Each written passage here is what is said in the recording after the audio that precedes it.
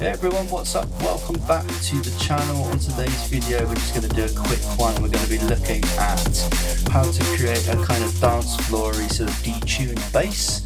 So without further ado, let's get into making this sound. So here we go. Okay, first thing I'm going to do is I'm just going to put this phase on 0 and I'm going to turn on oscillator 2 and I'm going to do exactly the same thing.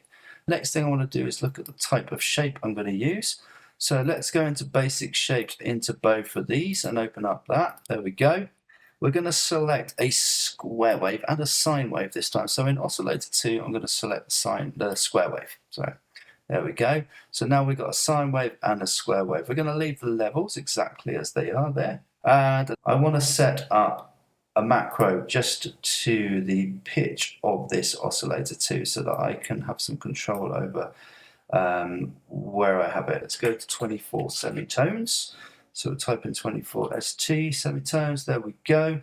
And now this is going to allow me to detune this up 2 octaves basically. The next thing I want to do is set up some filters. So at the bottom here, we're going to open up a filter.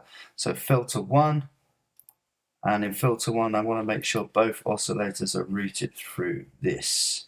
The key tracking as well, let's have some key tracking, but let's not turn it all the way up. Let's have key tracking on like, let's go for like 47, something like that, 40-ish, somewhere around there will do. Excellent stuff. And the next thing I want to do is just set the cutoff.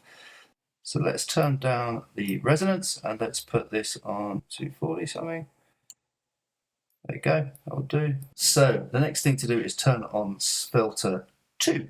So filter 2 is also going to be on. We're going to turn down the resonance. This time we're not going to have any type of key tracking on this one.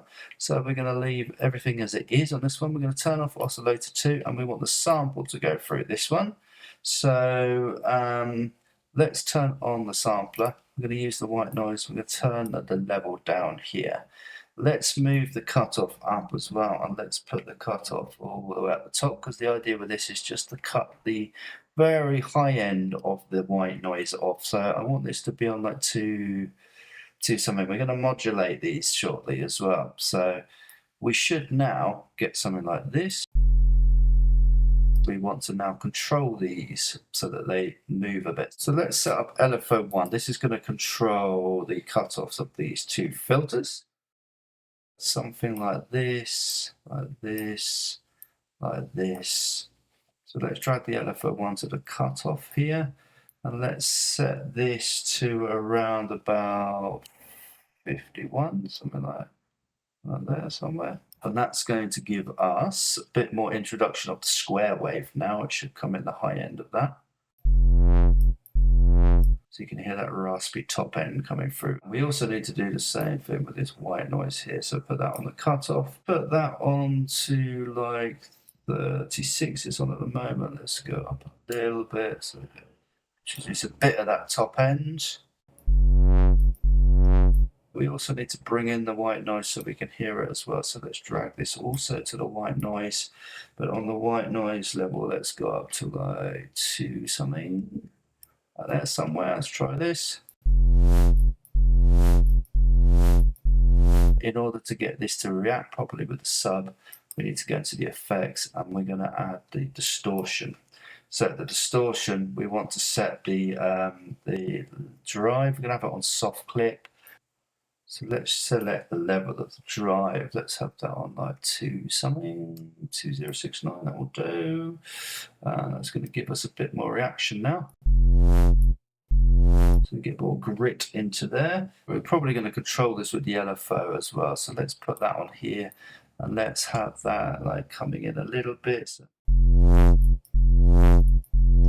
let's come back over to the voices here and let's just finish off what we're doing in here. Let's play around with this LFO speed as well. We've got it in trigger mode. Let's go into seconds with this.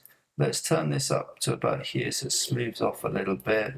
And let's turn the time down to like 2 something, like, what can we get it to? 247, for example. Let's try that.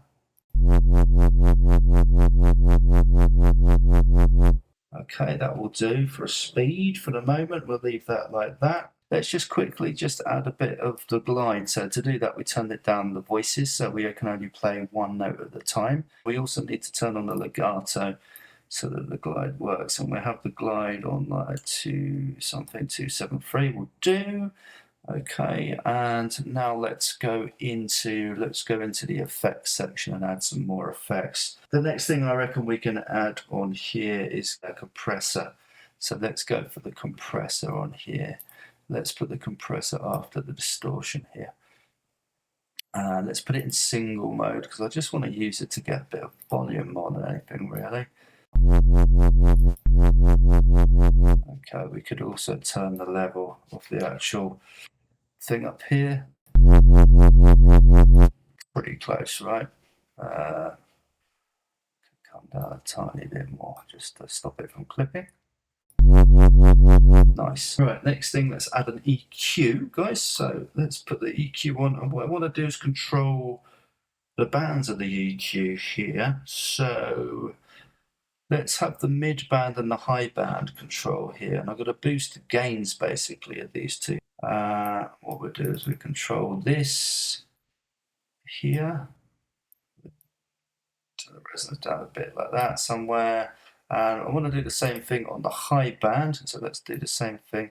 We'll pop this on here, and on the highs we'll have this going to a similar situation where it's like quite subtle. Okay, so this is now going to control that.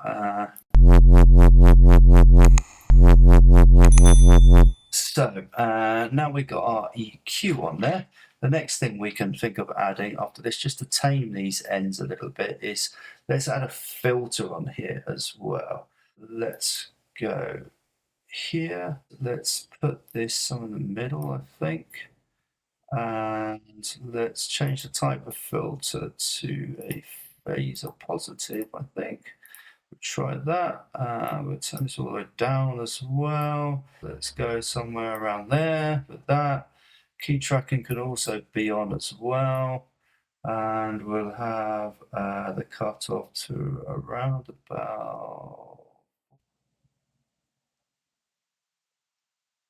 here somewhere quite high, and then we can sort of play about with where this goes down to. So let's set up one of these, for example, and let's make this on like 4.1, and let's put it on envelope mode. What I can do is move this down. Let's just check this first of all. So let's add this one to here, and let's move this all the way down like that. So that will just go down like this.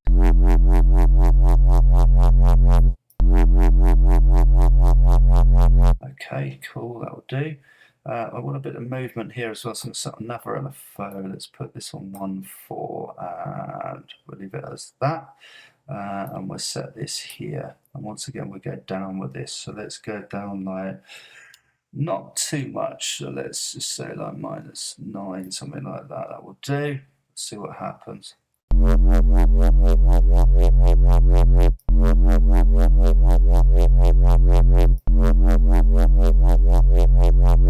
So I think we've got these set up here. One other thing we could do is just come in here. Let's put this on grid A8. So we'll see where the middle is here. I want to put this down to maybe here something, and let's also put this into envelope mode like that. And we'll go to the matrix, and in matrix we'll select LFO4, and then we're just going to put the destination to the global and go to transposition. Let's just right click here and say -2 semitones, for example. Let's just check that now and see what this is doing. Let's turn this up, see what happens.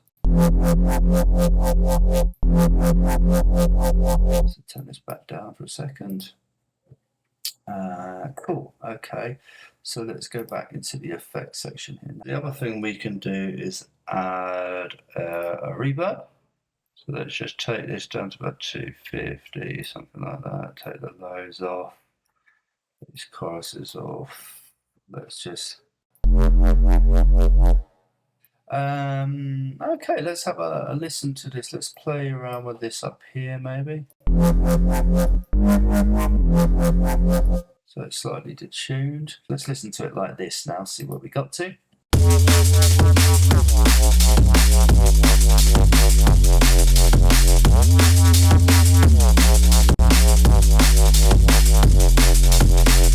Okay, let's turn it up now. So we go up to the 24, the detuned version, and let's listen to what this sounds like now. Here we go.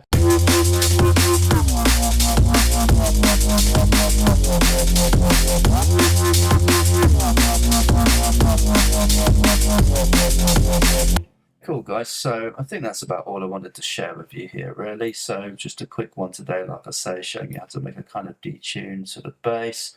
So thanks very much for watching guys. I hope you learned something. As always, take care of yourselves. Until the next one. Peace.